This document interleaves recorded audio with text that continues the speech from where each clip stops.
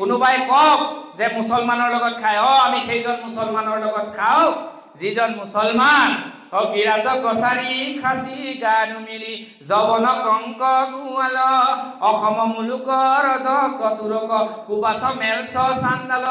এইসকল পিছপৰা জাতি জনগোষ্ঠীক লৈ কৃপালু গুৰুজনাই এখন শ্ৰেণীবিহীন সমাজ প্ৰতিষ্ঠা কৰি থৈ গৈছে। বোলে এইজন মুছলমানৰ পৰা আনিছো, এইজনক মুছলমান বুলি নাহাঁহিবা, এইজনক আজিৰ পৰা মুছলমানৰ চান্দ খাই থৈ বুলিবা। কাৰ্বিৰ পৰা আনিছো, ভূতৰ পৰা আনিছো, মিচিঙৰ পৰা আনিছো, কৈবৰ্তৰ শ্ৰীৰাম, ভূতৰ দামোদৰ, কায়স্থৰ মাধৱ ব্ৰাহ্মণৰ অনন্ত কণ্ডলীকে আদি কৰি চকুৰি ছজন একনিষ্ঠ ভকতক লগত লৈ তেতিয়াই এখন সমাজ সংগঠন কৰি থৈ গৈছিলে গুৰুজনাই।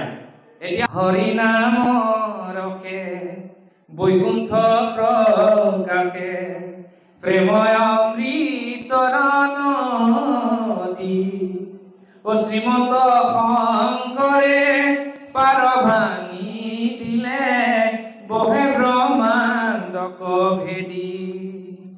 ও পুণ্য যেবে নষ্ট ভৈল ধৰ্ম প্ৰবল ভৈল প্ৰেমময় হওঁ যে প্ৰকাশ ও ধৰ্মক স্থাপন কৰি অধৰ্মক দূৰ কৰি দুৰ্জন জনক কৰো নাশ।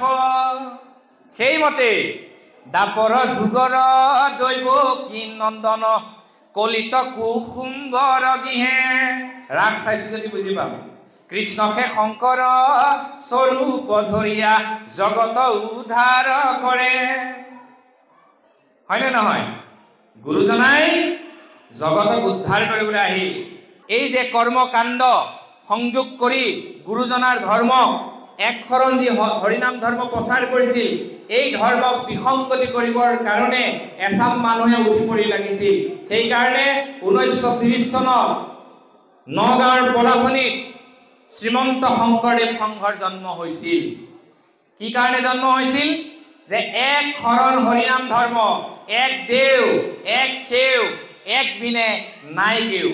গুৰুজনাই যি ধৰ্ম প্ৰচাৰ কৰিছিলে সেই ধৰ্মভাগীৰ লগত কৰ্মকাণ্ড সংযোগ কৰি, ভালকে শুনি ল'ব, কৰ্মকাণ্ড সংযোগ কৰি অপভংশ কৰিবৰ মনেৰে যেতিয়া এচাম ব্যক্তি উঠি পৰি লাগিছিল, তেতিয়াই শ্ৰীমন্ত শংকৰদেৱ সংঘ নগাঁৱৰ পলাশনিত জন্ম হৈ আজি প্ৰতি গুৰুজনাৰ আদৰ্শ শুদ্ধ সন্মত বিজ্ঞানসন্মতভাৱে ৰাইজৰ মাজত প্ৰচাৰ কৰাত ব্ৰত হৈ আছে। গতিকে আমি শ্ৰীমন্ত শংকৰদেৱ সংঘৰ সেৱক হিচাপে নিজকে গৌৰৱ কৰোঁ, ভকত হিচাপে গৌৰৱ কৰোঁ। এই অনুষ্ঠানবিলাকলৈ আমি আহোঁ আৰু দুই এটা কথা শুনি আমি গুচি যাওঁ, কিন্তু আমি এখন সভাৰ পৰা কি লৈ যাম? আমাৰ মনটো অস্থিৰ হৈ থাকে, আমাৰ মনবোৰ অস্থিৰ, আমি কি কৰিম কি নকৰিম সদায় চিন্তা কৰি থাকোঁ। সেইকাৰণেই যদি আমি ৰাতিপুৱা বা গধূলি ভগৱানৰ নাম জপ কৰোঁ তেতিয়া আমাৰ মনলৈ অশান্তি নাহে। এতিয়া বৰগীত গালে আপোনালোকে শুনিলে নহয়। এতিয়া আমাৰ এই শ্ৰীমন্ত শংকৰদেৱ সংঘৰ বিষয়ে মই দুআষাৰমান কথা এইখিনিতে কৈ ল'ব বিচাৰিছোঁ যে শ্ৰীমন্ত শংকৰদেৱ সংঘ যি আদৰ্শ যুৱক যুৱতীসকলক আপোনালোকে নিশ্চিতভাৱে দেখিছে, বিহু অহাৰ লগে লগেই হওক, 31st অহাৰ লগে লগেই হওক, যুৱক যুৱতীসকলে মদ খাই উৎপাত কৰে নে নকৰে? বহু দেখিছোঁ। কিন্তু আমাৰ শ্ৰীমন্ত শংকৰদেৱ সংঘৰ ল'ৰা ছোৱালীবিলাক, যুৱক যুৱতীবিলাকে ভয় কৰে। কিয় ভয় কৰে? কাৰণ তেওঁলোকক তেনেকুৱা শিক্ষাৰে শিক্ষিত কৰা হৈছে, তেওঁলোকক তেনেকুৱা দীক্ষা দিয়া হৈছে। গতিকে সেইকাৰণে সেইবিলাক কাম নকৰে। আজি আমাক ইয়ালৈ নিৰ্দিষ্ট বক্তা হিচাপে কিয় মাতিছে?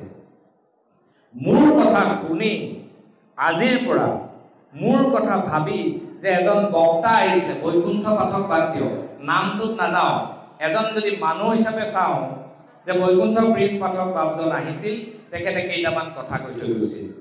যুৱক যুৱতীবিলাকেই হওক বা শিশুসকলেই হওক যে মা দেউতাক ধুনীয়াকৈ ৰাখিব লাগে। বহুত মানুহক দেখিছোঁ বিভিন্ন মন্দিৰলৈ গৈ নাই 500 টকা নহয় 1000 টকা দে, এই ল'ৰাটো পৰীক্ষা আহি আছে। নাই ছোৱালীজনী ভাল দৰা এটা পাব লাগিব, 500 টকা নহয় 1000 টকা দে। ধৰ্ম বেপাৰলৈ পৰিৱৰ্তন কৰি পেলাইছে। নামঘৰলৈ মন্দিৰলৈ চিন্তা কৰে যে কিবা এটা মনোকামনা পূৰ্ণ হওক। ভগৱান স্বাৰ্থপৰ নহয়, ভগৱান কেতিয়াও স্বাৰ্থপৰ নহয়, ভগৱানে একো বিচৰা নাই। ভগৱানে কৈছে, ভগৱানে যি আদৰ্শ দেখুৱাই থৈ গৈছে সেই আদৰ্শ হৈছে সত্য আৰু আনক সহায় কৰা। দুটাতে চলি থাকক, জীৱন জয় জয়ময় হৈ থাকিব। সন্তোষম পৰম সুখম। বুজি পালেনে? যে আমি যদি ভাবো যে আমাৰ একো নাই, আমি ভগৱানক প্ৰাৰ্থনা কৰিছো, হে প্ৰভু কিবা এটা দিয়া, নাই, ভগৱানে কেতিয়াও নিদিয়ে। কৰ্ম কৰিব লাগিব। কোনো ব্যক্তি পৃথিৱীত সুখী নহয়। আপুনি ইয়াত বহি আছে, মই ন দি ক'ব পাৰো, 100% গ্যাৰান্টি দি ক'ব পাৰো, আপোনাৰ এটা মাইণ্ডত নহয় ঘৰৰ কথা চিন্তা আছে, নহয় আপোনাৰ ৰাতি ভাত খাজৰ কথা চিন্তা আছে, নহয় আপোনাৰ অন্য এটা ল'ৰাটো বাহিৰলৈ গৈছে সেই চিন্তা আছে, মই মোৰ পৰিবাৰক ঘৰত এৰি থৈ আহিছো মোৰ সেইটো চিন্তা, মা দেউতা লখিমপুৰত আছে সেইটো চিন্তা, নহয়নে বাৰু? বা বিভিন্ন কৰ্মৰাজিৰ মাজত আমি অশান্তি হৈ থাকে, অশান্তি। তাৰ মাজত শান্তি কেনেকে আহিব? কেনেকে আহিব? ও হে হৰি প্ৰাণৰ কৰুণাময়, কিমতে তৰিছো হৰি, ও এহি ত্ৰিভুৱনে কত যে অশান্তি, কত যে মায়াৰ বান্ধোন, হৰি কত যে মায়াৰ বান্ধোন। এই মায়াই আমাক শেষ কৰি পেলাইছে। কিমান মায়া, কিমান মায়া পৃথিৱীত। নোপোৱাৰ সমষ্টিয়ে যেন ৰাতি সপোনতো যেন পোৱাৰ সমষ্টি, পাব লাগে ভগৱানে দিয়া নাই। ঔষধ এটা খাবৰ কাৰণে বুঢ়া কালত কক পকাই থাকিব লগা হৈছে। এইটোৱে হৈছে জীৱন। এই জীৱনটোকে লৈ আমি গৌৰৱ কৰিব লাগিব, আনন্দ কৰিব লাগিব। ধৰ্মীয় কথা মই ক'ব জানো, কিন্তু মই ধৰ্মৰ কথাৰ লগতে মানুহৰ অকমান যদি সুখ বিৰিঙাই থৈ যাব পাৰো, মই সেইটো কৃতকাৰ্য বুলি ভাবো। আপোনালোকে জানে যে নিৰন্তৰ গতিৰে আজি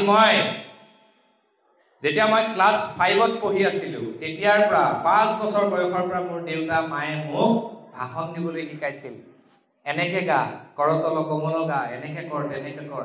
দেউতাই কয়, তই যিমানেই যি নকৰ কিয়, গধূলি হলে মোৰ লগত জয় হৰি গোবিন্দ নাৰায়ণ ৰাম ৰাম ৰাম গাব লাগিবই। তই যিমানেই যি নকৰ গধূলি যাব লাগিবই। গা নোধোৱাকে মোৰ ঘৰত ভাত নহয়।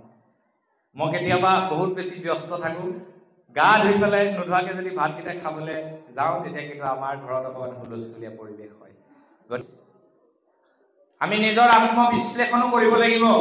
গুৰুজনাই প্ৰচাৰ কৰা ধৰ্ম কেনেকে প্ৰচাৰ কৰিম, কেনেকে আমি প্ৰাথমিক ধৰি ৰাখিম, কেনেকে আঞ্চলিক ধৰি ৰাখিম। ঘপককে যদি গাহৰি পোহাৰ লগে লগে এখন বিদ্ৰোহমূলক লেটাৰ গুচি যায়, তেতিয়া অশান্তি বিৰাজ কৰিবই।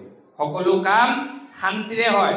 তুমি গাহৰি পোহা, তুমি ছাগলী পোহা, তুমি মাংস খোৱা, সেইটো তোমাৰ কথা, কিন্তু আমাৰ সংবিধান তুমি বিৰোধ নকৰিবা। সংবিধানত যি যি আছে সেই সংবিধান মতে মানি চলিবা, আৰু তাৰপিছত আমাৰ শংকৰদেৱ সংঘলৈ আহিবা। বহু মানুহে কয় যে শংকৰদেৱ সংঘত পঢ়িলে মাংস খাব নোৱাৰে, কয় নে নকয় আপোনালোক? এইবোৰ সদায় প্ৰশ্ন উত্থাপন হৈ থাকে। খাই নাখায় আপোনাৰ কথা, মই গ্যাৰান্টি দি ক'ব পাৰো, ইউৰিক এচিড যাৰ 16 পইণ্ট 17 পইণ্ট আছে, কোনেও মাংস নাখায়। যিমানে যাচি দিয়ক নাখায়, কেতিয়াও নাখায়। আলু যিমানে যাচক, ইয়াত আলু নোখোৱা ভাৱ আছেনে নাই কওক? আলু নোখোৱা ভাৱ আছে নাই? বহুতে আলু নাখায়। গতিকে গুৰুজনাই সাত্বিক আহাৰ গ্ৰহণ কৰিবলৈ কৈছে। কি কাৰণে কৈছে জানে? সাত্বিক আহাৰ গ্ৰহণ কৰিলে ওচৰত যদি ঘৰৰ মানুহে গাড়ী এখন আনে কিনি পেলাই, আপোনাৰ ভাল লাগিব যে আমুকৰ ঘৰত গাড়ী এখন আহিছে দেই, মোৰ গাঁওখনলৈ এখন গাড়ী আহিছে। যদি আপুনি সাত্বিক আহাৰ গ্ৰহণ কৰা নাই, দৈত্যৰ দৰে আহাৰ গ্ৰহণ কৰিছে, বেলেগৰ ঘৰত গাড়ী এখন আনিলে আপোনাৰ গাটো মিটমিট মিটমিট কৰি থাকিব। ইছ ৰাম, ইহঁতৰ ঘৰত গাড়ীখন আনিলে আমিহে গাড়ীত উঠিব পোৱা নাই, হয়নে? গুৰুজনাই দেখোন গাড়ীত নুঠি খোজকাঢ়িয়ে গোটেই অসমত, ভাৰতবৰ্ষত, বিশ্বত নিজৰ নাম প্ৰতিষ্ঠা কৰি থৈ গ'ল। আজিকালি মানুহ আধুনিক হ'ল। এই আধুনিকতাত যাব নালাগে। গাড়ী এখন নাই, বাইক এখন নাই, নালাগে। মহাত্মা গান্ধীয়ে খোজকাঢ়ি ভাৰত স্বাধীন কৰি থৈ গ'ল। সেইবিলাক আৰ্হি আমি ল'ব লাগিব। ফেচবুকৰ দুনিয়াত পৰি আপোনালোক মানে বিপথে পৰিচালিত নহ'ব। আজিকালি সঁচা কথা শূন্য যেবে নষ্ট ভৈল ধৰ্ম প্ৰবল ভৈল প্ৰেমময় হওঁ যে প্ৰকাশ অধৰ্মক স্থাপন কৰি অধৰ্মক দূৰ কৰি দুৰ্জনজনক কৰো নাশ। সঁচা কথা কোনেও লুটিব নোৱাৰে। সত্যত থাকিলে জীৱনত সুখ আহিবই। গতিকে সকলোকে কওঁ যে জাতি ধৰ্ম নিৰ্বিশেষে